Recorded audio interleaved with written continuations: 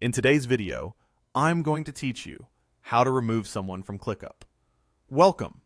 If you're managing a team, there are times when you need to adjust who can see a space. Maybe a contractor wrapped up their work, or you're tightening access. I'll walk you through a clear, safe way to remove someone's access at the space level.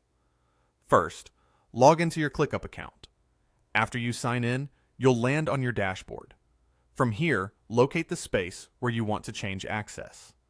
Hover over that space name on the left sidebar and look for the three dots to the right. Those dots open your space settings, which is where we'll work today. When the menu opens, head down to the More option, then choose All Space Settings. This page controls how your space is shared. Scroll until you find the default permissions area. Just beneath it, you'll see the Make Private Control with a button on the right. Click that button.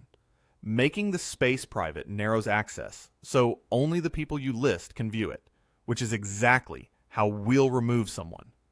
After you click, a panel will appear showing all invited members for this space. You can also include specific people from your workspace, like freelancers or collaborators, who should keep access. As you add or confirm the right people, you'll see their profile icons appear as small circles beneath that control. This visual list makes it easy to check who's in. Now for the important part. Find the person you want to remove.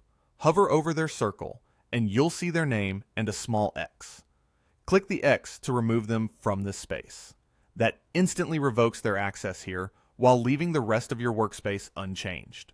Take a moment to confirm you've removed the correct person. If you make a mistake, you can always add them back later using the same panel. When you're satisfied with the list, don't forget to save changes.